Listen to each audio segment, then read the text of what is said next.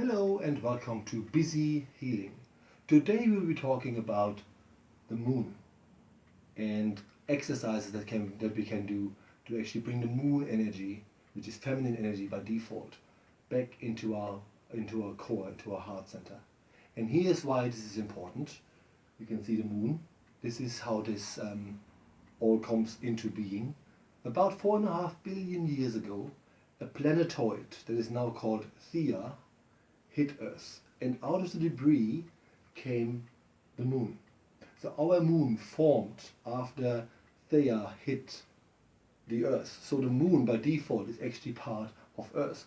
Because it is our stable moon, we can only reach for it, but never quite get her back, if that makes sense. So we're living on an incomplete planet. And it's quite interesting because Theia obviously wasn't named then. It is called after the Greek god Titan, whose mother was Selene, which is the goddess of the moon. So Theia was named after the effect, so to speak, right?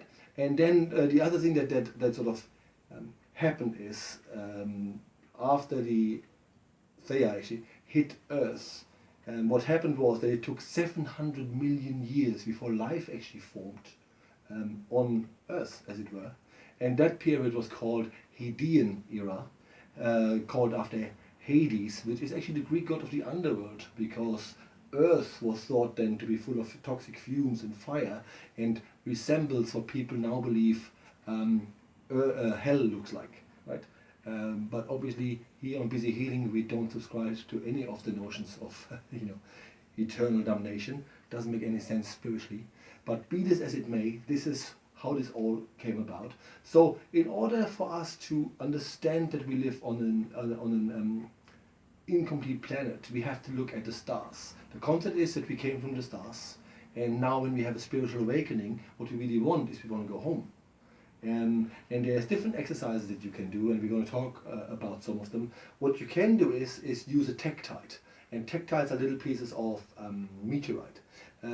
But we're not going to this because we already did a video on this where you can actually journey to the beginning of your existence. So watch this video. It's coming down up here now. See it? Good.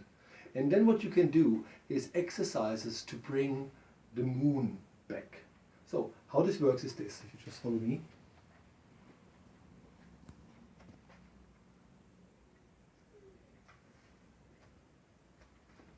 So here we have, as you already have seen, the moon on one side and the earth on the other. And what you do is you stand in the middle, you ground yourself very well, you take a deep breath from around the sacral to the throat, and you go.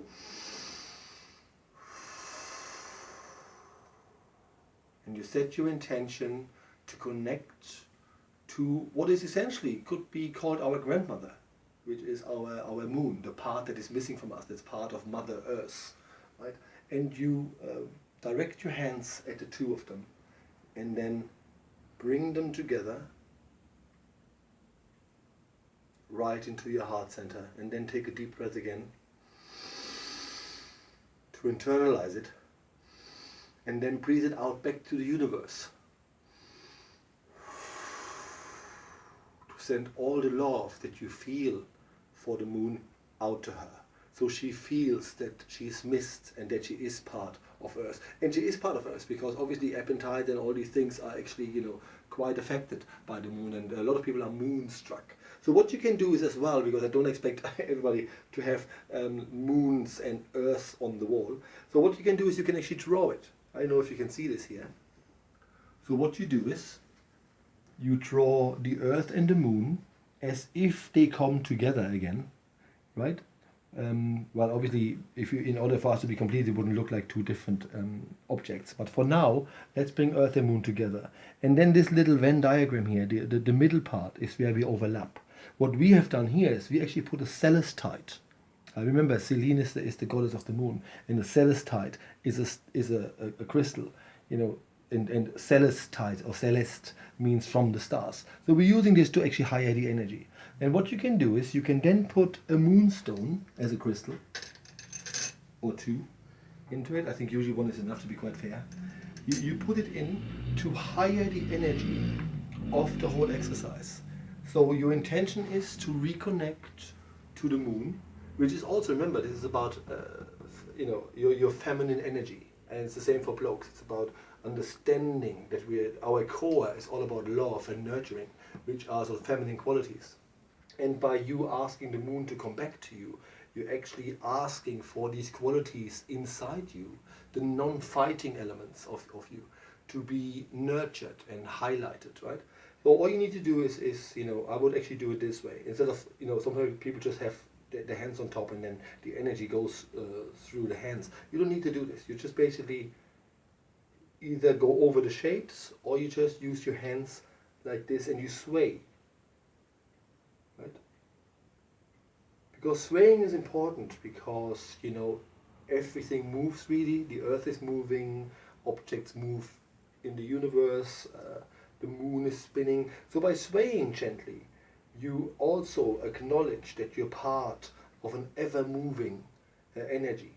So these are really, really powerful tools that you can use. The other things that you can use, which we'll not go into today much, is hand gongs because of their circular structure, and you play them for the moon.